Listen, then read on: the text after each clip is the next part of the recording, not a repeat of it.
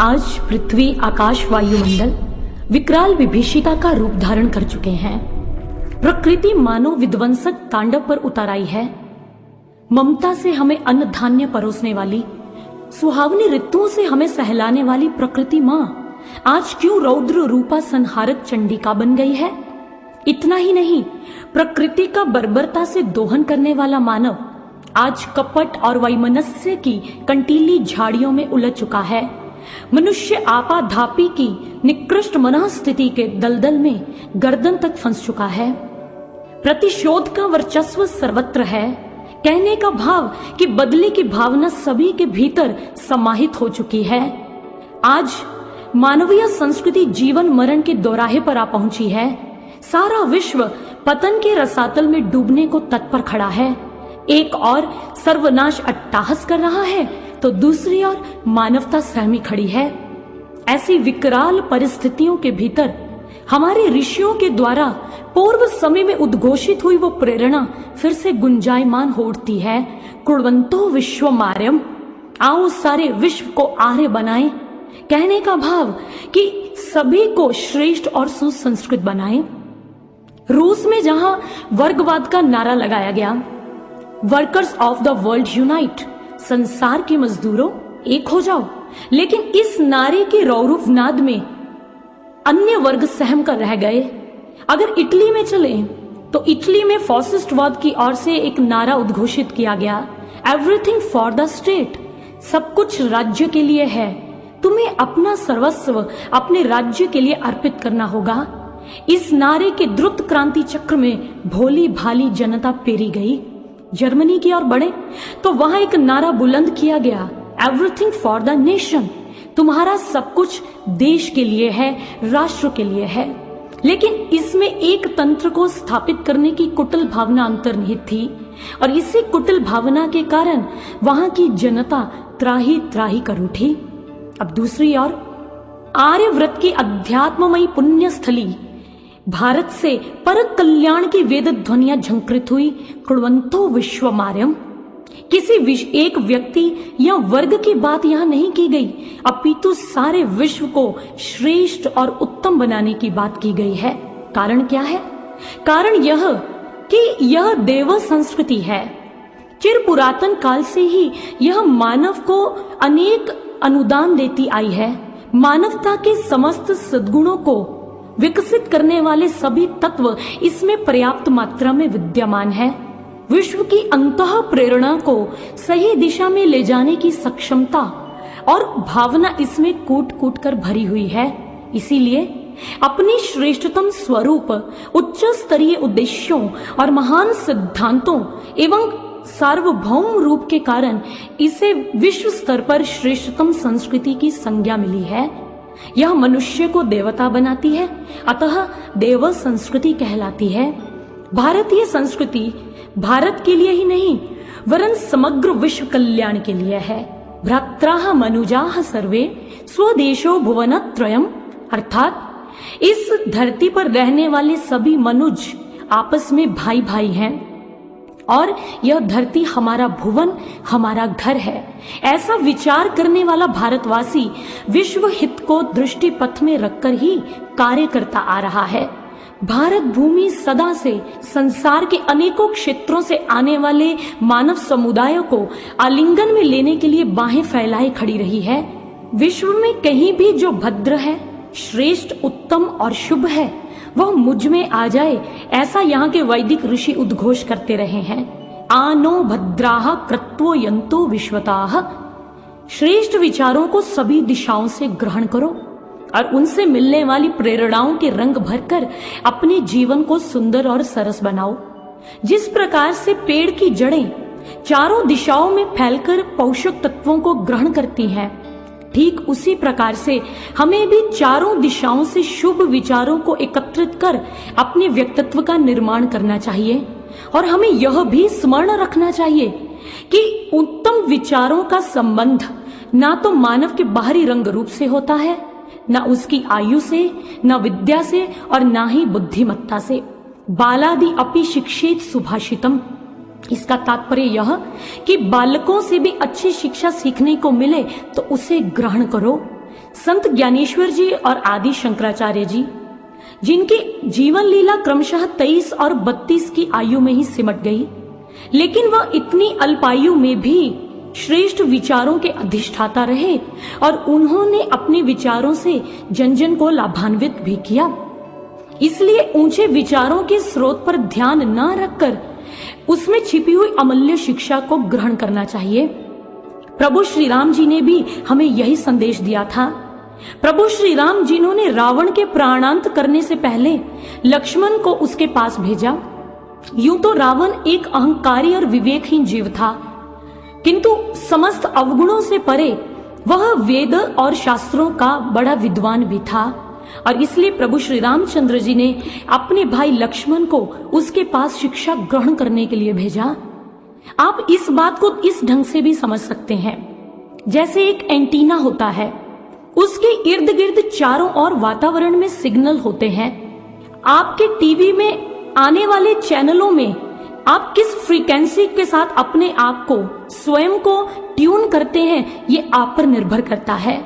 कहने का भाव यह है कि हमें चारों दिशाओं से, व्यक्तियों से, पदार्थों और वस्तुओं से कुछ न कुछ सीखने को अवश्य मिलता है, लेकिन यह हमारी विवेक दृष्टि पर निर्भर करता है कि हमने उसमें से शुभ को ग्रहण करना है या अशुभ विचारों को अपने जीवन में धारण करना है।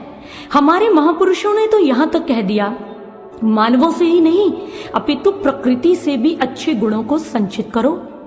इतिहास में वर्णन आता है राजा जनश्रुति जी का, जिन्होंने हंसों के जोड़े से शिक्षा प्राप्त कर ब्रह्म ज्ञान के लिए राइक्व नामक गाड़ी वाले की शरण प्राप्त की। दत्तात्रेय जी के विषय में हम भली भांति जानते हैं। उन्होंने जहां अग्नि से तपर उष्णता के गुण को सीखा, वहीं उन्होंने समुद्र से अचल बनने की शिक्षा को धारण किया। उन्होंने देखा कि समुद्र के अंदर सारी नदियां जाकर समाहित हो जाती हैं और समुद्र इस बात को देखकर अहंकार में फूलता नहीं और न ही अपनी मर्यादाओं का अतिक्रमण करता है, अपनी मर्यादा को भी नहीं तोड़ता। और गर्मी की ऋतु में अक्सर अधिकतर मात्रा में उसके जल को सोख लिया जाता है, फिर भी वह इस अवसाद में आकर अपने जल के स्तर को कम नहीं करता। अहंकार और अवसाद की परिस्थिति के भीतर समुद्र हमें अचल बनने की नियति सिखाता है, एक सार और समचित्त रहने की भावना से हमें प्रेरित करता है। दत्तात्रेय जी ने एक चींटी से भी शिक्षा हासिल कर ली। उन्होंने देखा कि एक चींटी अथक पुरुषार्थ करके, मेहनत करके खनिज पदार्थ को ढोकर लेकर जाती है और जब वो लेकर जाती है तो उसके रास्ते में कितनी रुकावटें और मुसीबतें आती हैं, फिर भी वह एक लक्षित होकर अपने लक्ष्य की ओर ध्यान देती हुई उन रुकावटों को चीरकर आगे बढ़ती है। इस चींटी से भी उन्होंने शिक्षा ग्रहण की कि हमें भी अपने लक्ष्य ईश्वर के प्रति एक लक्षित ही होना चाहिए, चाहे कैसी भी परिस्थितियां हमारे जीवन में आए। पवन से उन्होंने एक गुण को सीख लिया। उन्होंने देखा कि पवन के अंदर दुर्गंध और सुगंध दोनों का मिश्रण रहता है, लेकिन अगले ही क्षण में वह वायु गंधहीन हो जाती है। वो दुर्गंध या सुगंध को अपने भीतर नहीं रखती, वह निर्मल बन जाती है। इसी प्रकार से हमारे जीवन में सुख दुख, लाभ हानि जैसी परिस्थितियों के भीतर भी हमें अपने लक्ष्य की ओर ध्यान देना चाहिए, हमें आत्मिक आनंद में डूब जाना चाहिए, हमें निर्मल स्वभाव धारण करना चाहिए। दत्तात्रेय जी ने एक भृंगी कीट से भी कुछ सीख लिया। उन्होंने देखा कि एक भृंगी कीटक को उसकी मां घर में ले जाती है और उसको निरंतर एक धुन सुनाती रहती है। वह नन्हा सा कीटक अपनी मां और उसकी सुनाई हुई धुन के अंदर ही अपना तारतम्य स्थापित कर लेता है और धीरे धीरे अपनी मां जैसा स्वरूप ही धारण कर लेता है। और दत्तात्रेय जी यहाँ हमें समझाते हैं कि उन्होंने प्रकृति के इस आयाम से भी शिक्षा ग्रहण की और यह की कि हमें भी ईश्वर के प्रति तन्मय बनना है, हमें भी प्रभु के स्वरूप को धारण करना है। उन्होंने आकाश से निर्लिप्त और विस्तृत होने के गुण को भी संचित कर लिया। कहने का तात्पर्य यह कि उन्होंने प्रकृति के 24 आयामों में से अपने लिए प्रेरणाएं चुन ली। इसलिए हमारी संस्कृति कहती है कहीं भी जो भद्र है, शुभ है, वो हमारे भीतर आ जाए, वो ऐसी प्रेरणा हमें सिखाती है। माता भूमि ही पुत्रो अहं पृथिव्या। ये धरती हमारी माँ है और हम इस पृथ्वी के पुत्र हैं। ऐसी उदार दृष्टि से संपन्न है यह संस्कृति। इसी उदात्त और सर्वोच्च भावना के कारण ही इसकी मौलिक महत्ता है। सब में अपने को और अपने में सबको समाने का कौशल हमारे मनुष्यों को सहज ही प्राप्त था। इसी कारण से यह जगत गुरु के गरिमामय पद को प्राप्त कर सका। बाहरी दृष्टि से देखें तो भारत भूमि के ऊपर अनेक कष्ट आए, लेकिन कोई भी इसकी मूर्धन्य मनीषा को आक्रांत नहीं कर पाया, नष्ट नहीं कर पाया। कारण क्या था? कारण है इसकी आध्यात्मिक विरासत। लोका समस्ता सुखिनो भवन्तु, अर्थात सर्वे भवन्तु सुखिनाः, सर्वे सन्तु निरामया, सर्वे भद्राणि पश्यन्तु, मां कश्चित् दुःख भाग् भवेत्। सभी सुखी और निरोग रहें, इसी मंगल कामना की धुन पर यह सदा से पल्लवित और पुष्पित होती आई है। व्यक्ति निर्माण से विश्व निर्माण की परिपाटी ही इसकी मूल परिपाटी रही है और लोक मंगल की कामना ही इसका चरम लक्ष्य रहा है।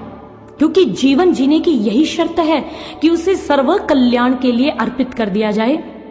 जीवन में स्वार्थ के कोई मायने नहीं होते।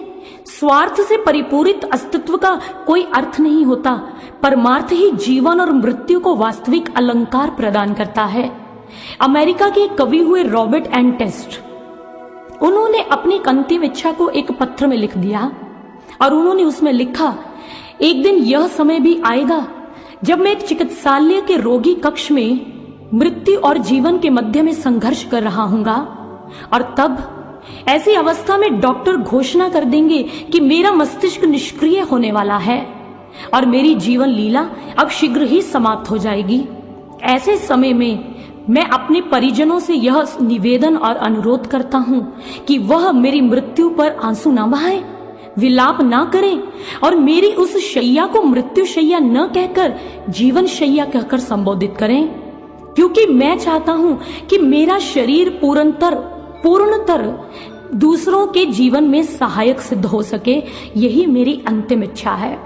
और आगे वो इस पत्र में लिखते हैं कि मेरी दृष्टि उस नेत्रहीन बालक को दे दी जाए जिसने आज तक सूर्योदय या एक अबोध शिशु का चेहरा नहीं देखा है।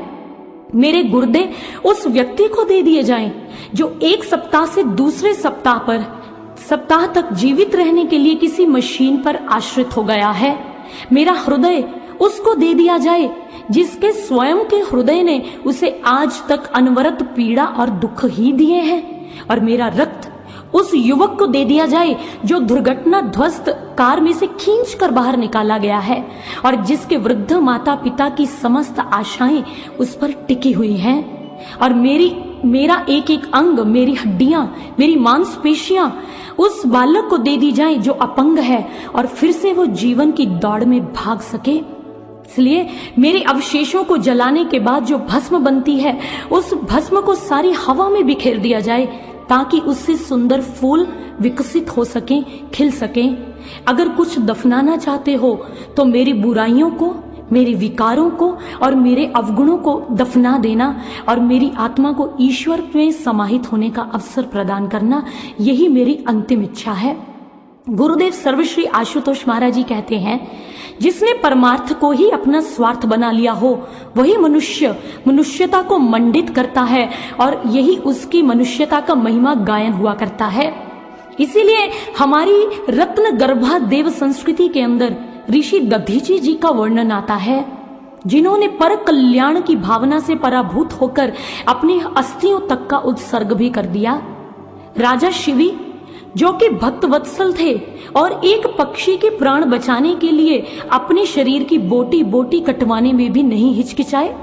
मां कुंती, ये नाम तो आपने अवश्य सुना होगा, जिन्होंने एक ब्राह्मण पुत्र की रक्षा करने के लिए अपने पुत्र को प्राणों की बलि देने के लिए भी प्रोत्साहित किया। आपने नाम सुना होगा राजा मोरध्वज का, जिन्होंने पर कल्याण की भावना से वशीभूत होकर अपने पुत्र को भी बलि के लिए अर्पित कर दिया। इसलिए हमारी संस्कृति सदा से लोक मंगल की कामना से ही परिपूरित रही है और भूलोक से अंतरिक्ष लोक तक की सुख की कामना करने वाला भारतवासी सदा से ही वनस्पति, औषधि, पक्षी, पशु, जीव जगत, पृथ्वी, आकाश, व्यक्ति, देश और समस्त विश्व की शांति सौख्य की कामना करता रहा है। इसीलिए यह एक अक्षुण्ण संस्कृति के रूप में उभर कर हमारे आगे आई है, जिसके आदर्श स्वरूप ने पूरे विश्व के समक्ष एक आदर्श प्रस्तुत कर दिया है। पेरिस विश्वविद्यालय के प्रोफेसर और दार्शनिक हुए हैं लुई टिलाउजी। उनका मत है कि भारतीय संस्कृति आज भी संपूर्ण विश्व का मार्ग प्रशस्त कर सकती है। ऐसी सक्षमता आज भी उसके भीतर है। उन्होंने आगे कहा कि जीवन जीने की कला और परस्पर संबंधों की गरिमा का सुंदर और इतनी सुंदर आचार्य संहिता विश्व की किसी दूसरे धर्म या संस्कृति में नहीं पाई जाती जो भारतीय संस्कृति में देखने को मिलती है। इसलिए यह संस्कृति अध्यात्म आधारित होने के कारण सारे विश्व के लिए प्रेरणा का एक स्रोत है। सूर्य की ऊर्जा, वायु की सरसता और बादलों की सजीवता बनकर ये सदा से मानवों के लिए ही नहीं वरन समूचे जीव जगत के लिए भी कल्याण की भावना से भरी रही है। यह सदा से यही कहती है कि अगर विश्व को श्रेष्ठ बनाना है तो मानव को श्रेष्ठ बनाओ। श्री गुरुदेव आशुतोष महाराज जी भी कहते हैं, एक व्यक्ति अपने आप में लघु विश्व ही तो है। अगर व्यक्ति को श्रेष्ठ बना दिया जाए तो उससे परिवार सुंदर होगा। यदि परिवार सुंदर बनेंगे तो परिवारों के संगठन से समाज का सुंदर निर्माण हो सकेगा। समाज सुंदर बनेगा तो देश की नींव सुदृढ़ हो जाएगी। अगर राष्ट्रों की नींव सुदृढ़ होगी तो विश्व अपने आप उत्कृष्टता को प्राप्त कर जाएगा, अर्थात श्रेष्ठ बन जाएगा। Cluster of individuals form a family, cluster of families form a society, cluster of societies form a nation, cluster of Nations form a world. इसलिए एक बार समाज चिंतक खोरी लाइन जो कि एक मेले में गए और उस मेले में ऊंचे चरखी वाले झूले पर झूलने लग पड़े। जैसे उस झूले में झूलते झूलते वो एक ऊंचाई पर पहुंचे, तब उन्होंने उस सिरे से नीचे धरती पर देखा। उनको देखने पर लगा, अरे वाह, यह सारा समाज तो एक समुद्र और सागर जैसा लग रहा है और उसके अंदर ये जो इतने लोग और व्यक्ति आए हैं, ये सागर की एक एक बूंद जान पड़ रहे हैं। होरी लाइन के मन में यह विचार आया कि अगर इनमें से एक एक व्यक्ति रूपी बूंद भी हिलना और डुलना बंद कर दे तो उससे समाज को क्या अंतर पड़ने वाला है। लेकिन तभी उनके मन में दूसरा विचार आया, अरे नहीं नहीं, एक एक बूंद के संयोजन से ही तो घड़ा भरता है और विपुल सिंधु सागर भी स्व अस्तित्व एक बूंद से ही पाता है। इसलिए एक भी बूंद अर्थहीन या उपेक्ष नहीं है। एक एक व्यक्ति का समाज के निर्माण के लिए बराबर का सहयोग है। ठीक ये उस प्रकार है जैसे एक शरीर हुआ करता है। देह तंत्र के अंदर सारे अंग और अवयव होते हैं। सभी अंग मिलजुल कर देह का पोषण करते हैं। जैसे हाथ निवाले को उठाकर मुख में डालता है, दांत उसको चबाने का कार्य करते हैं, जीभा उसको पीछे धकेलती है, उदर उसको पचाता है और हृदय हमारे शरीर में रक्त को बांटता है। सभी अंग मिलकर शरीर के पोषण के लिए श्रम और पुरुषार्थ करते हैं और जो भी रक्त या ऊर्जा उत्पादित होती है उसका उपभोग सभी मिल बांटकर करते हैं। अगर कोई शरीर का अंग तर्क करने लग जाए कि मेरे पुरुषार्थ का फल दूसरे अंग को क्यों मिले, तो सोचिए शरीर की क्या हालत हो जाएगी। स्वामी राम तीर्थ जी भी कहते हैं, मान लीजिए आपका दाहिना हाथ तर्क करने लग जाए, अरे मैं निवाले को उठाकर मुख में डालता हूँ, सबसे अत्यधिक पुरुषार्थ मैं करता हूँ और मेरे श्रम से अर्जित जो ऊर्जा है उसको शरीर के बाकी अवयव क्यों धारण करें। नहीं नहीं, अब की बार मैं इस पोषक पदार्थ को उठाकर मुख में नहीं डालूंगा, अपितु इंजेक्शन के माध्यम से अपनी चर्म और चमड़ी के अंदर ही उस पदार्थ को उड़ेल लूंगा। तो सोचिए तब शरीर की क्या दशा हो जाएगी। शरीर के साथ क्या वो दाहिना हाथ निरोग रह पाएगा? बिल्कुल भी नहीं। जो शरीर की दशा होगी वही उस अंग की दशा होगी। ठीक ऐसे ही समाज एक देह है, एक शरीर है और प्रत्येक व्यक्ति उसका एक एक अंग है। यही बात अरस्तु जी ने भी कही, man is a social animal, मनुष्य एक सामाजिक प्राणी है। समाज रूपी उद्यान के भीतर ही मनुष्य का, व्यक्ति का पल्लवन और पुष्पन होता है। यदि समाज न होता तो मानव मानव न होता और समाज का अगर हम उत्कर्ष चाहते हैं, उसे श्रेष्ठ बनाना चाहते हैं, तो उसके प्रत्येक घटक पर कार्य करना पड़ेगा। और उसका प्रत्येक घटक है व्यक्ति, इंसान। और जब एक मानव श्रेष्ठ बनता है, देवतुल्य होता है, तो यकीन मानिए यह सारा विश्व अपने आप ही श्रेष्ठ और स्वर्गतुल्य बन जाता है।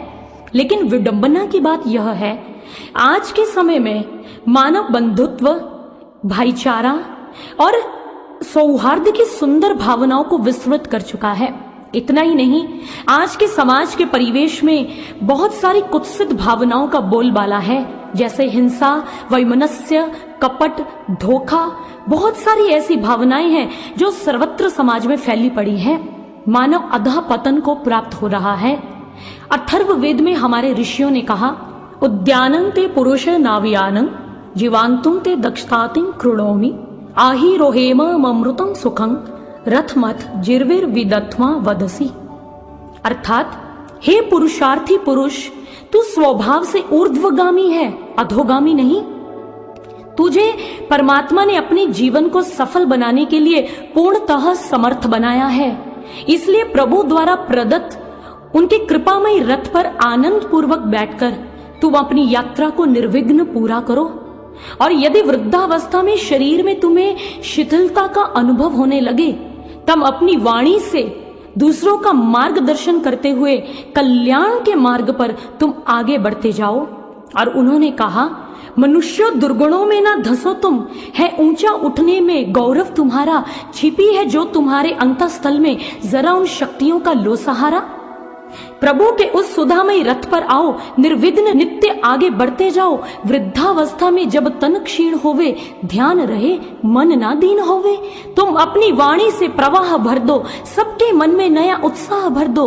अन्य के पथ का बंद दीपक जलो तुम, सनातन मार्ग पर अब बढ़ते चलो तुम, सनातन मार्ग पर अब बढ़ते चलो तुम। मानव का जन्म उत्कृष्टता को प्राप्त करने के लिए हुआ है। श्रेष्ठ बनने के लिए ही हमें इस पृथ्वी लोक पर ईश्वर की ओर से भेजा गया है, क्योंकि मानव उस परम कलाकार परमात्मा की सर्वोत्तम कृति है। प्रभु ने उसके भीतर अनंत जीवंत संवेदनाओं और भावनाओं का सागर भी गर्भित किया है। अलंकृत प्रेरणाओं और कला निधि का अक्षुण्ण भंडार ही मानव की मौलिक संपत्ति होती है। लेकिन दुख की बात यह है, अपनी नित्य प्रति की व्यस्तताओं के चलते हुए मानव अपने भीतर की इस अमूल्य संपदा से प्रायः अनभिज्ञ ही रह जाता है। यदि हम अपनी सोई हुई शक्तियों को जान लें तो हम ऊंचाइयों को छू सकते हैं, हम महान बन सकते हैं। जैसे आग पत्थर के अंदर छिपी होती है, बस उसे प्रकट करना पड़ता है। बांस में बांसुरी छिपी है, उसे प्रकट करने का शिल्प आना चाहिए। धरती के नीचे बहुत कुछ दबा हुआ है, धातुएं, खनिज पदार्थ, अन्न, रत्न, बहुत कुछ है। लेकिन उसकी खोज करने की जो कला है, अगर किसी को आए तभी तो बात बने। ठीक ऐसे ही हमारे भीतर भी प्रभु ने अनंत संपदाओं को डाल रखा है, लेकिन मानव उससे अनभिज्ञ है, उससे परिचित नहीं है। यजुर्वेद में भी भगवान की वाणी हमें संबोधित करते हुए कहती है, अंतस्ते दधामि द्यावा पृथ्वी ददामि यंतरूर्व अंतरिक्षम सजूर्दे वैश्वरैहि परैश्च अंतर्योमे मघवन्वद्रियस्व। अर्थात हे देव मानव, मैंने तेरे भीतर समस्त ब्रह्मांड के तत्वों को समाहित कर रखा है। बस तू अपने अतुलित गौरव को पहचान और उसका साक्षात्कार कर। और इतना ही नहीं, अपनी दिव्य शक्तियों से अनुकूलता स्थापित करते हुए तू परमानंद का भोग कर। और इसीलिए यह बात कही गई कि हे मानव, तू सावधान होकर सुन गुण वचन मेरा, सारे तत्वों से ब्रह्मांड के भरा हृदय मैंने तेरा। क्या यह गेंद से पृथ्वी है और क्या 2 घूंट समंदर है, अंतिम पग तक पूर्ण सृष्टि ही फैली तेरे अंदर है। दृढ़ प्रतिज्ञ हो, अब तुझे अपना अतुलित गौरव पाना है, बन के अनुकूल दिव्य शक्तियों से परे काल के जाना है। अब अपने शरीर के पहियों को मत बोझ पाप का ढोने दे, परमानंद की मुक्त पवन में स्वयं को शीतल होने दे, परमानंद की मुक्त पवन में स्वयं को शीतल होने दे। इसी बात को पलटू जी भी बहुत सुंदर ढंग से कहते हैं, काया माहे सृजनहार, काया माहे ओंकार, काया माहे है आकाश, काया माहे धरती पास, काया माहे पवन प्रकाश, काया माहे नीर निवास, काया माहे शशिहर सूर, काया माहे बाजे दूर। वो कहते हैं कि इस सीमित पिंड के अंदर असीमित ब्रह्मांड विद्यमान है, असीमित ब्रह्मांड लीलारत है, बस उसको प्रकट करने की आवश्यकता है। यही बात स्वामी विवेकानंद जी कहा करते थे, हे मनुष्य, अपने आप को कोसना बंद कर दो, बस अपने भीतर की शक्तियों को पहचान लो, तुम उनसे अवगत हो जाओ। वेदों में भी अन्यत्र स्थान पर कहा गया, हे बलशाली जीव, तुम अपने बल को पहचानो, तुम्हारा छोटा बनने में तुम्हारा कोई लाभ नहीं है, तुम साधारण नहीं असाधारण संपत्ति के मालिक हो, स्वामी हो। तुम अपने विस्तार की कल्पना स्वयं करो, जिस स्थान पर तुम बैठना चाहते हो उसका नक्शा तुम स्वयं तैयार करो और उसे स्वयं बनाओ, क्योंकि तुम्हारे विस्तार और गतिशीलता में ही तुम्हारा आनंद छिपा हुआ है।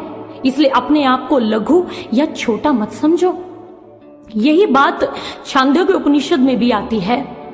छांदोग्य उपनिषद के अंदर ब्रह्मनिष्ठ ऋषि उद्यालक जी अपने पुत्र श्वेत केतु को समझाते हुए एक निर्देश देते हैं।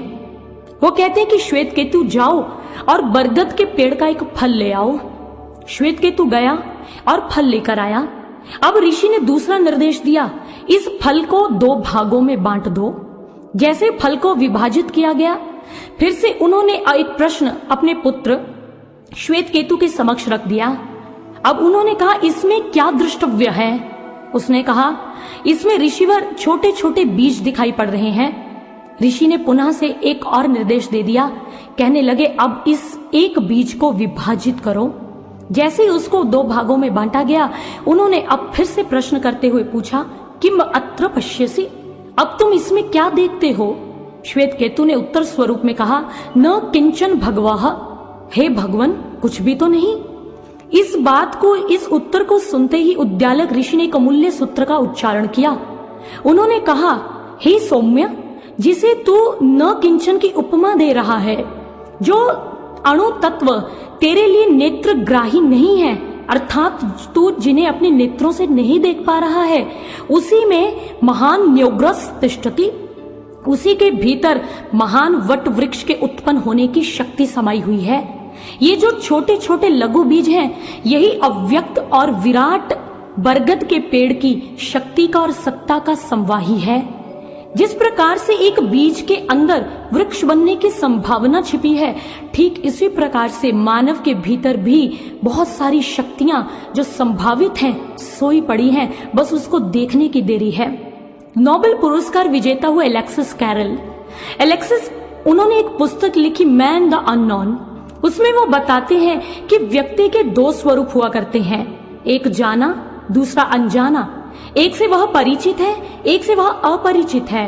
एक बाहरी स्वरूप है उसका और एक आंतरिक स्वरूप है। अलेक्सिस बताते हैं कि अक्सर देखने में आता है कि मानव अपने बाहरी स्वरूप से ही परिचित है। उसका जाना हुआ स्वरूप क्या है कि एक व्यक्ति की लंबाई कितनी है, उसकी ऊंचाई कितनी है, उसका रंग रूप कितना है, लेकिन यह जानकारी बड़ी अल्प जानकारी है। और एलेक्सिस आगे अपनी इस पुस्तक में लिखते हैं कि मानव का जो आंतरिक स्वरूप, जिससे वो अनजान है, अगर वो उसको जान ले तो इसी में जीवन की प्रक्रिया छिपी हुई है। अगर उस अनजाने तत्व को वो प्रकट कर ले, उसकी खोज कर ले, इसी के भीतर जीवन की शक्ति समाहित है। क्योंकि हमारा बहुलांश तो सोया पड़ा है, जो शक्तियों का समूह है, जिसके बारे में उपनिषदों में भी कहा गया, शृण्वन्तु अमृतस्य पुत्राः, सुनो, हम सभी ईश्वर की संतानें हैं, हम उसी के पुत्र और पुत्रियां हैं। और ये बात ठीक भी तो है, स्वयं का विकसित रूप ही भगवान है। सोई हुई शक्ति का प्रकट हो जाना ही भगवान का प्रकट हो जाना है, दोनों में कोई अंतर नहीं। इसीलिए कहा गया, शिवो अहम सच्चिदानंदो अहम तत्वमसि।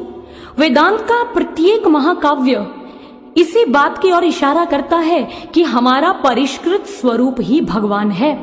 जैसे हीरे और कोयले में कोई अत्यधिक भेद नहीं होता, कुछ उनके एलिमेंट्स और कुछ एकाध उनके जर्रों में ही अंतर पड़ता है। यूं तो हीरा और कोयला एक ही स्वरूप हुआ करते हैं। ठीक ऐसे ही आत्मा और परमात्मा भी अभिन्न है। यदि आत्मा माया ग्रसित है तो परमात्मा उससे विमुक्त है।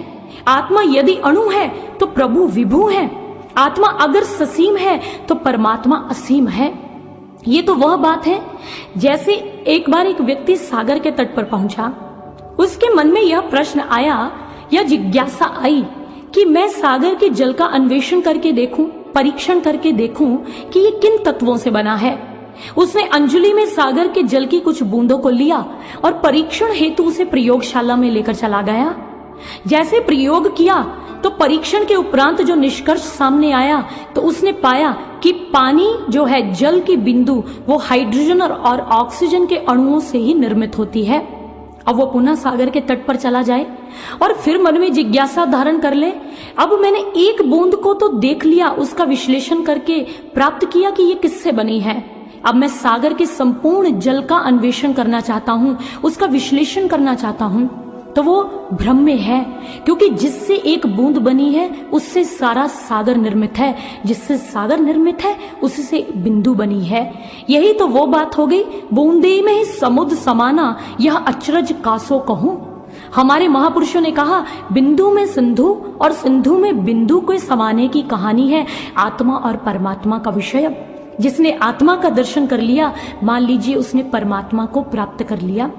क्योंकि सज्जनों, इसके लिए हमें अपनी सोई हुई शक्तियों को जागृत करवाना पड़ेगा और उसके लिए मनन शक्ति का होना बड़ा ही अनिवार्य है। आज मानव भौतिकता की चकाचौंध में इतना डूब चुका है कि अपनी मनन शक्ति को ही खो गया है। उसने अपनी मनन शक्ति को खो दिया है। मननात् इति मनुष्यः, जो मनन करता है वही मनुष्य कहलाता है। और यह मनन शक्ति सृष्टिकर्ता की ओर से मानव को मिली हुई एक अनुपम भेंट है। आज तक मानव अगर इस जीव जगत का सिरमौर कहलाया तो इसी मनन शक्ति के कारण कहलाया। उसे क्राउन ऑफ द क्रिएशन इसी के कारण कहा गया है। और यदि हम देखें मानवीय सभ्यता में जितने भी आज तक मील पत्थर सिद्ध हुए, वो सभी इसी शक्ति के आधार पर हुए। विज्ञान जगत की ओर चलें तो उसमें भी हम पाएंगे जितने भी आविष्कार किए गए वो इसी मनन शक्ति के परिणाम स्वरूप हुए। ज्ञातव्य है कि एक बार वैज्ञानिक न्यूटन सेब के बाग में गए। उस बाग में जाकर वैज्ञानिक न्यूटन ने देखा कि सेब जो है वो ऊपर से नीचे की ओर आ रहा है, वो शाखा से ऊंचाई से निचाई की ओर गिर रहा है। इस दृश्य ने न्यूटन के मन पर अनवरत विचारों की श्रृंखला को जन्म दे दिया और परिणाम स्वरूप गुरुत्वाकर्षण जैसे महान सिद्धांत की खोज हो गई। अब प्रश्न यहां पर यह सामने आता है, क्या आज से पहले किसी व्यक्ति ने एक पेड़ से सेब को टूटकर नीचे गिरते हुए नहीं देखा था? देखा था, परंतु किसी ने इस साधारण प्रक्रिया के ऊपर मनन नहीं किया। लेकिन न्यूटन ने जो उनके मन में विचार आए, उन विचारों को वो गहन मनन शक्ति के माध्यम से सिद्धांत गुरुत्वाकर्षण की ओर ले गए। उन्होंने उस पर मनन किया, परंतु आज का मानव इस मनन शक्ति से हाथ धो बैठा है।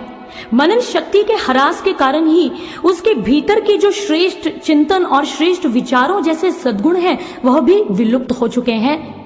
महर्षि अरविंद जी बहुत सुंदर कहते हैं, वो कहते हैं कि भारत की दुर्बलता का प्रधान कारण क्या है? श्रेष्ठ चिंतन का ह्रास। और यही बात तो विश्व में भी लागू होती है। आज विश्व जिस भी समस्या या महाव्याधि से जूझ रहा है उसके मूल में एक ही कारण छिपा है और वह है सद्विचारों का अभाव, श्रेष्ठ विचारों का न होना। क्योंकि जहां कुविचार होते हैं एक स्वस्थ व्यक्ति भी रोगी बन सकता है, विद्वान भी मूढ़ हो सकता है। लेकिन दूसरी तरफ हम देखें, यदि सद्विचार किसी के जीवन में होते हैं, उत्तम विचार होते हैं, तो तुच्छ व्यक्ति भी महान बन सकता है, निम्न भी ऊंचाइयों को प्राप्त कर सकता है। इसमें कोई दो राय नहीं है। लोकमान्य बाल गंगाधर तिलक जी, जिन्होंने अपने श्रेष्ठ विचार को इस प्रकार से सभी के मध्य में संप्रेक्षित किया कि स्वतंत्रता हमारा जन्म सिद्ध अधिकार है और हम इसे प्राप्त करके ही रहेंगे, अपने इस विचार से उन्होंने आजादी की लड़ाई को भारत के प्रत्येक घर में और प्रत्येक व्यक्ति के मन में स्थापित करके दिखा दिया। वीर सावरकर जी के विषय में हम सभी जानते हैं। स्वतंत्रता सेनानी बनने के कारण उन्हें अंग्रेजों की ओर से अंडमान जेल में डाल दिया गया।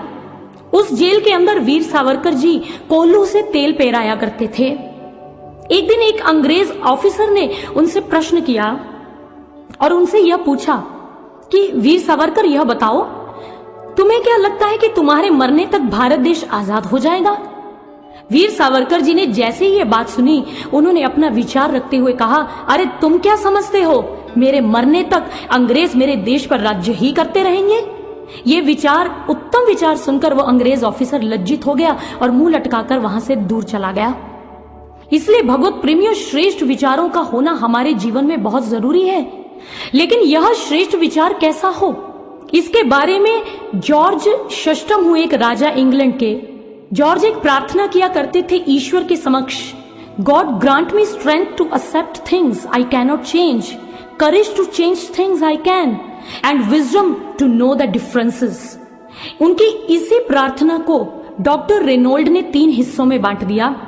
पहले हिस्से में वो बताते हैं कि जॉर्ज नतमस्तक होकर कह रहे हैं कि हे प्रभु, जिन परिस्थितियों को मैं नहीं बदल सकता, मुझे उनको सहने की शक्ति प्रदान कीजिए। दूसरे में वो कहते हैं कि हे प्रभु, जिन परिस्थितियों को मुझे बदलना चाहिए, उनको बदलने की शक्ति भी मुझे प्रदान कीजिए। और तीसरे हिस्से में अपनी प्रार्थना में वह प्रभु से पुकार लगाते हैं कि हे प्रभु, मुझे ऐसा विवेक और विचार शक्ति दीजिए जिससे बदलने योग्य और सहने योग्य परिस्थितियों का मैं निर्णय कर सकूं। कितना बहुमूल्य सूत्र दे रहे हैं जॉर्ज। राजा जॉर्ज षष्ठम, जो हमें बड़ा ही मार्मिक तत्व बता रहे हैं कि अपने जीवन में विवेक और विचार शक्ति को मांगो प्रभु से। अपने जीवन में विवेक शक्ति को लेकर आओ, जिससे करने योग्य और न करने योग्य परिस्थितियों के ऊपर हम अपना निर्णय कर सकें, अपना निर्णय ले सकें।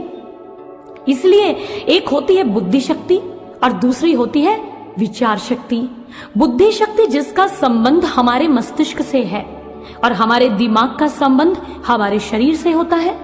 इस शक्ति के माध्यम से आप डॉक्टर, वकील, अध्यापक, इंजीनियर और कलाकार तो बन सकते हैं, लेकिन आज की ज्वलंत समस्याओं से बाहर निकलने के लिए सही और गलत का निर्णय करने की शक्ति इस बुद्धि शक्ति के अंदर नहीं है। ये तो मात्र विचार शक्ति से ही प्राप्त हो सकती है। और विचार शक्ति क्या है? यह तत्व ज्ञान से जागृत होती है और इसका संबंध आत्मा से होता है। जब एक गुरु आपके जीवन में आता है, वह तत्व ज्ञान के माध्यम से इसको जागृत कर विवेक में परिणत कर देता है। और इसीलिए गोस्वामी तुलसीदास जी ने भी कहा, बिन सत्संग विवेक न होई, राम कृपा बिन सुलभ न सोई। बिन गुरु और संत के कृपा से ऐसा विवेक हमारे जीवन में नहीं आ सकता। इसलिए कहा गया कि विजडम और विवेक क्या है? Wisdom is a power of discrimination to determine what is wrong and what is right. In the absence of this power, one is unable to decide the right course of action. And there is vast difference between the intellect and the wisdom. Intellect can be developed by acquiring knowledge from newspaper, email, media, books, and various other external sources. But wisdom is not the subject of books and theories. Wisdom develops only when one gets attached to his soul, his base level, which is the Supreme Lord. This in turn can happen with the grace of a perfect master who imparts the true knowledge to the seeker and reveals the divinity within. When one attains direct perception of Lord with the abode of his heart, his wisdom develops and his soul learns to discriminate. Then he is able to listen his soul's voice, which acts as the perfect guide, taking him in the right direction. इसलिए सज्जनों, विवेक आत्मा से संबंधित है और तत्व ज्ञान के द्वारा ही प्रकट होता है। जब एक पूर्ण गुरु की शरण में जाकर आप ईश्वर का दर्शन स्वतः ही अपने अंतःकरण में करते हैं, तब ऐसा विवेक जागृत होता है जो आपका मार्ग निर्देश करता है उन परिस्थितियों में जब आप उचित और अनुचित में विभेद नहीं कर पाते, जब आप सही मार्ग और गलत मार्ग का चुनाव नहीं कर पाते। ये ऐसी विवेक शक्ति और विचार शक्ति गुरु की कृपा से तत्व ज्ञान से ही जागृत होती है। फिर हमारे मन में श्रेष्ठ चिंतन और श्रेष्ठ विचार उदय होने शुरू हो जाते हैं। मन, जिसे विचारों का समूह कहा गया। आइए मन के विषय में कुछ जानते हैं। तर्क संग्रह में अन्नम भट्ट जी कहते हैं, सखाद्युपलब्धि साधना मिनिंद्रियं मनाः, अर्थात सुख और दुख जैसे आंतरिक भावों को अनुभव करने वाली इंद्रिय मन है। आदि शंकराचार्य जी बताते हैं, मनो नाम महाव्याघ्रो विषयारण्य भूमिषु चरत यत्र न गच्छन्तु साधवो ये मुमुक्षवः। वो कहते हैं कि मन एक भयंकर व्याघ्र की तरह विषय रूपी वन में विचरण करता रहता है। इसलिए जो साधक मोक्ष की इच्छा चाहते हैं, मोक्ष की इच्छा रखते हैं, उन्हें मन की चंचलता की ओर कभी ध्यान नहीं देना चाहिए। गुरु वशिष्ठ जी भी प्रभु श्री राम जी को मन के चंचल होने के विषय में कहते हैं, नेह चंचलता हीनं मनाह क्वचन दृश्यते। वो कहते हैं कि हे राम, मैंने चंचल विहीन मन तो कहीं भी नहीं देखा है। जिस प्रकार से अग्नि का धर्म उष्णता देना है, ठीक उसी प्रकार से मन का धर्म, मन का स्वभाव चंचलता ही है। यही बात भगवान श्री कृष्ण जी से अर्जुन भी कहता है। उनके सम्मुख खड़ा होकर कहता है, चंचलं ही मना कृष्ण प्रमाथि बलवदृढ़म् तस्याहं निग्रहं मन्ये वायुरीव सुदुष्करम्। हे कृष्ण, ये मन तो बड़ा चंचल है, एक प्रबंधन की तरह। जब एक प्रबंधन आंधी आती है तो उसको कोई भी नहीं रोक पाता। उसके द्वारा जो वस्तुएं ध्वस्त कर दी जाती हैं और उसके रुकने के बाद ही उनका पुनर्निर्माण किया जा सकता है। ये मन बड़ा ही चंचल है। ये मन इतना चंचल है कि यदि गुरुजी आपको दर्शन का पाठ पढ़ा रहे हैं, गणित का अध्यापक आपको कक्षा में गणित का सवाल समझा रहा है, तो ये मन इतनी तेज गति से चलता है कि संसार के सबसे तेज चलने वाले पदार्थों से भी द्रुत गति इसकी है, और पलक झपकते ही आपको देश और विदेशों की सैर करवाने लग जाता है। कहाँ गया दर्शन का पाठ और कहाँ रह गया गणित का सवाल? सब छूमंतर हो गया। इसीलिए कबीर जी की वाणी में बड़ी सत्यता है। माला तो कर में फिरे, जीभ फिरे मुख माही, मनवा चहु दिसी फिरे, यह तो सुमिरन नाही। मन दाता मन लालची, मन राजा मन रंक, जो यह मन हरि सो मिले, हरि मिले निशंक। कबीर जी की बात में कितना सत्य छिपा हुआ है। और वह इसी मन की चंचलता के विषय में कहते हैं कि अगर आप इस मन को अधोगामी से ऊर्ध्वगामी बनाना चाहते हैं तो श्री हरि का संग कर लीजिए। जैसे तेल की धारा को एक पात्र से दूसरे पात्र में डालते समय वह अविच्छिन्न रूप में गिरती है, ठीक ऐसे ही जब मन एक दिशा से ईश्वर की दिशा में, भौतिक पदार्थों से अध्यात्म की ओर लग जाएगा तो ये मन अपने आप ही श्रेष्ठ चिंतन करने लग जाएगा, और ऐसा मन ऊर्ध्वगामी मन कहलाता है। लेकिन सज्जनों, इस मन को ऊर्ध्वगामी कैसे कर सकते हैं, प्रश्न यह होना चाहिए। गुरुदेव आशुतोष महाराज जी बड़ा ही वैज्ञानिक सूत्र बताते हैं। वो कहते हैं, जिस प्रकार से पानी का स्वभाव नीचे की ओर बहना है, आप जल को कितनी भी ऊंचाई पर रख लीजिए, वह निम्नता की ओर ही प्रवाहित होगा, अपने स्वभाव को कभी नहीं छोड़ेगा। लेकिन जब उसी पानी को आप 100 डिग्री सेंटीग्रेड तापमान के ऊपर गर्म करते हैं, वो पानी उबलने लगता है और उबलने के उपरांत वो भाप बनकर ऊपर उठने लग जाता है। अब कौन कहेगा कि पानी का स्वभाव नीचे जाना है? बिल्कुल नहीं। गुरु महाराज जी कहते हैं कि जिस प्रकार पानी ऊर्ध्वगामी बन गया भाप के रूप में परिणत होकर, ठीक ऐसे ही हमारा मन जो पतन की ओर लेकर जाता है, जो चंचलता करवाता है, जो कुविचारों को अपने अंदर संग्रहित रखता है, वही मन जब ईश्वर के ध्यान में अभ्यस्त हो जाता है, ईश्वर का दर्शन कर लेता है, तब वह ऊर्ध्वगामी बन जाता है, ऊंचे विचारों का सृजन करता हो जाया करता है। लेकिन सज्जनों, मन की इस वृत्ति को क्या मात्र नैतिक उपदेशों या सदक्रियाओं में व्यस्त रखकर ही बदला जा सकता है? नहीं। क्या मन के स्तर पर खड़े होकर हम मन में रूपांतरण कर सकते हैं? कभी भी नहीं। इतिहास में यूनान का एक बड़ा ही सुंदर घटनाक्रम आता है। कहते हैं कि उस समय सुकरात एक तर्कशील दार्शनिक हुआ करते थे। तब वो तत्व ज्ञान में स्थित नहीं हुए थे। ऐसी खोज के आधार पर ही फिर उसके मध्य में परिवर्तन का बीजारोपण कर देता हूं। सुकरात जी ने जैसे ही उत्तर में कहा, संत जो थे भारत से आए हुए तीर्थाटन करने के लिए, वह हंस हंसकर लोटपोट हो गए। सुकरात ने देखा, अरे यह क्या? उन्होंने कहा, इसमें हंसने की बात तो कोई नहीं। तब एक तत्वज्ञ संत ने कहा, हे भद्र पुरुष, तुम किसी मानव की प्रकृति और वृत्ति को कैसे बदल सकते हो? तब तक जब तक कि आपने उसके अस्तित्व के मूल को ही नहीं जाना, और सम्यक जानकारी के होने पर ही तो किसी के स्वभाव या प्रवृत्ति में परिवर्तन किया जा सकता है। इसलिए सर्वप्रथम आत्मानं विद्धि, सर्वप्रथम आप अपनी आत्मा का दर्शन करें, आत्मज्ञान से परिचित हो जाएं, और उसके उपरांत ही उस ज्ञान की जानकारी के आधार पर आप मानव की वृत्ति के अंदर और उसकी मनोवृत्तियों में उपेक्षित परिवर्तन कर सकते हैं, उससे पहले नहीं। कितना सुंदर मार्मिक तथ्य इस घटना में छिपा हुआ है। यही बात भगवान श्री कृष्ण अर्जुन को भी समझाते हुए कहते हैं।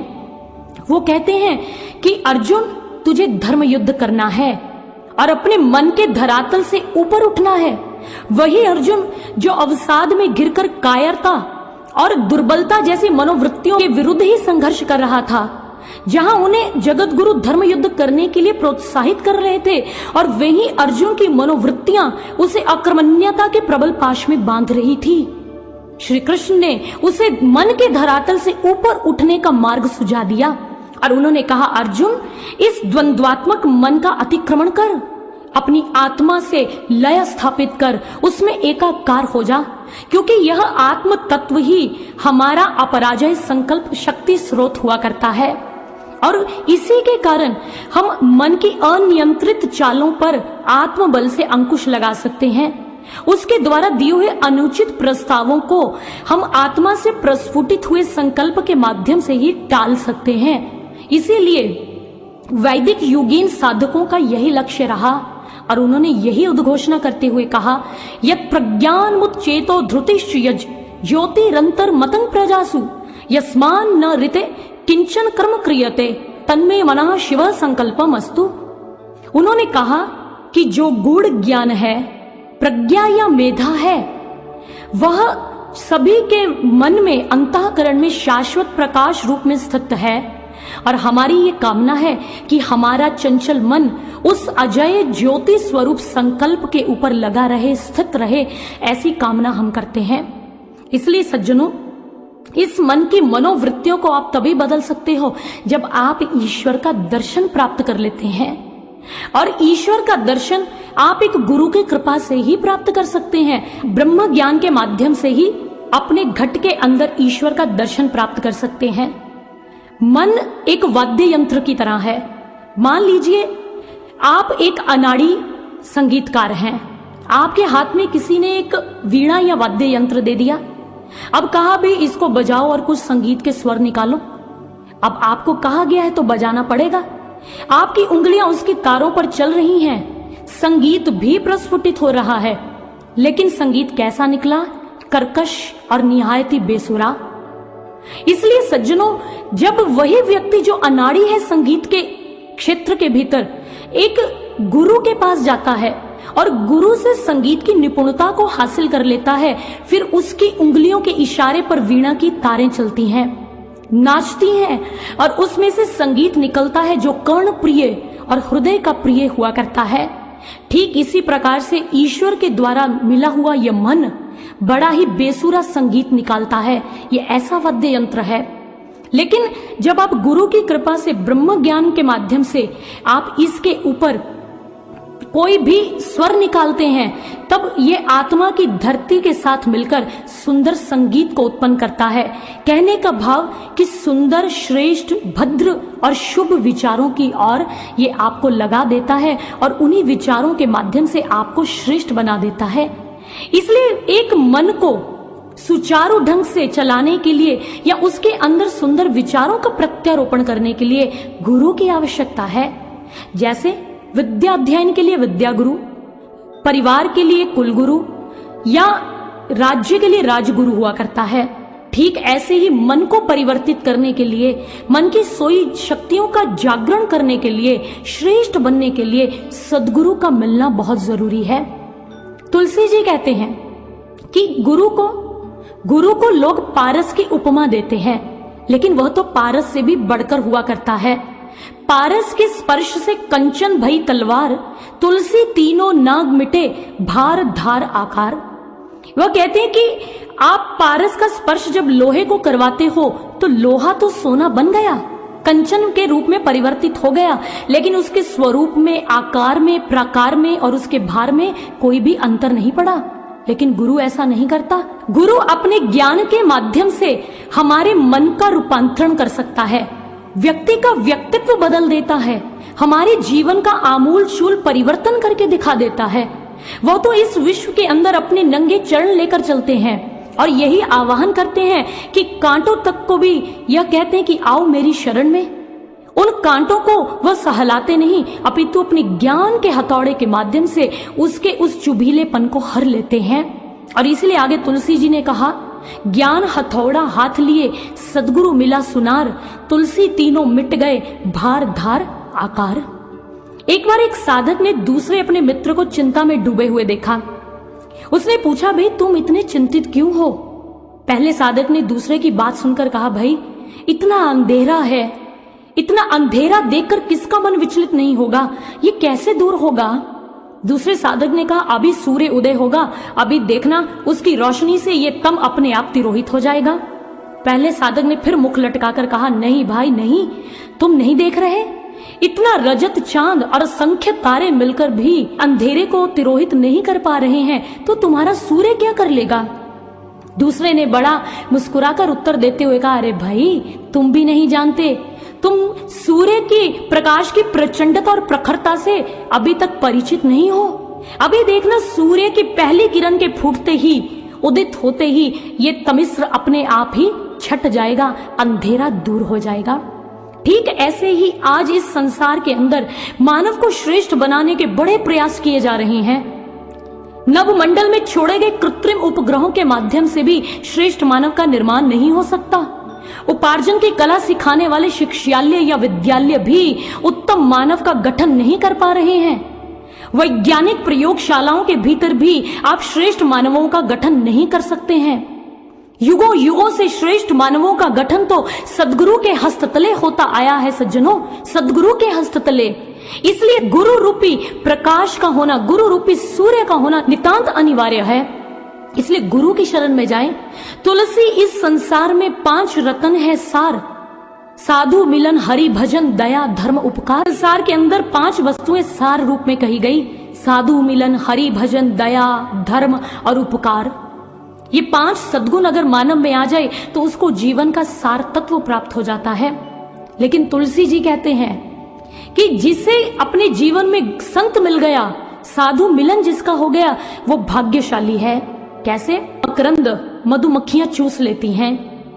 अब उस फूलों के रस को वह धीरे धीरे एकत्रित करते हुए शहद के रूप में परिणत कर देती हैं। अब फूलों का सार तत्व हमें शहद के रूप में प्राप्त हो गया। ठीक ऐसे ही गौ माता है, उनका सार तत्व क्या है? दूध। दूध में से ही हमें घी और मक्खन मिलता है। जिसे घी और मक्खन की प्राप्ति हो गई, समझ लीजिए उन्होंने गौ माता के सार तत्व दुग्ध का ही पान कर लिया, उसे ही प्राप्त कर लिया। ठीक ऐसे ही जीवन में दया धर्म उपकार, ये हरि भजन, ऐसे सुंदर सद्गुण कब आते हैं? जब आप जीवन के सार तत्व, जीवन का रहस्य प्रकट करने वाले, जीवन का आमूलचूल परिवर्तन करने वाले संत का संग कर लेते हैं, एक क्षत्रिय ब्रह्मनिष्ठ गुरु की शरण में चले जाते हैं। तब आपकी सोई हुई शक्तियां जागृत होती हैं, आप श्रेष्ठता की ओर बढ़ते हैं। आज गुरुदेव सर श्री आशुतोष महाराज जी कहते हैं, समाज श्रेष्ठ मानवों को खो चुका है। आज हमें श्रेष्ठ मानवों का गठन करना है, निर्माण करना है, ताकि समाज में श्रेष्ठ कार्य सिद्ध किए जा सके। दिव्य ज्योति जागृति संस्थान का विस्तृत आध्यात्मिक कार्यक्षेत्र एक ही शब्द जागृति पर आधारित है। यहां जागृति से भाव आत्मिक जागृति से है, और संस्थान का यह भी मानना है कि बाकी सब जागृतियां, चाहे वो व्यक्तिगत हो, पारिवारिक या समाज के स्तर से जुड़ी हो या विश्व के स्तर पर जुड़ी हो, वो सभी इसी आत्मिक जागृति रूपी केंद्र की ही परिक्रमा करती हैं। इसलिए यहाँ पर आत्मिक जागृति का अर्थ कोई मात्र कोरा शब्द नहीं है। इसका अर्थ है आत्म अनुसंधान, आत्मा का दर्शन, स्व से परिचित हो जाने की कला। और इस कला को, इस जीवन तत्व और प्राण तत्व को व्यक्ति, समाज, देश और विश्व के भीतर गुरुदेव श्री आशुतोष महाराज जी ब्रह्म ज्ञान जैसी सनातन प्रक्रिया के माध्यम से प्रतिरूपित कर रहे हैं। गुरु महाराज जी बताते हैं कि ब्रह्म ज्ञान ही आपके मन को शुभत्व की ओर लेकर जाएगा, और ब्रह्म ज्ञान मन का दमन नहीं करता, ये मन का रूपांतरण करके दिखाता है। इसलिए ब्रह्म ज्ञान की आधार भूमि पर ही मानव संस्कृति रूपी वृक्ष पल्लवित, पुष्पित और प्रफुल्लित होता है। तब मानव उसी उद्घोष की ओर बढ़ता है। कृण्वन्तो विश्वम आर्यम, सारे मानव समाज और विश्व आर्य बन जाता है। इसलिए भगवत प्रेमियों, आपसे यही कहना चाहेंगे कि आप श्रेष्ठ बनने के लिए, समाज और विश्व को आर्य बनाने के लिए उस ब्रह्म ज्ञान जीवन तत्व को प्राप्त करें। उसके लिए आप एक गुरु की शरण में जाएं, जो आपके घट में उसी समय ईश्वर का दर्शन करवा दे, सुंदर विचारों का संयोजन कर सके। और इसी मंगल कामना के साथ गुरु महाराज जी की प्रेरणा के द्वारा दिए हुए विचारों को मैं यहीं पर स्थगित करना चाहूंगी। बोलिए श्री सद्गुरु देव महाराज जी की जय, सच्चे दरबार की जय।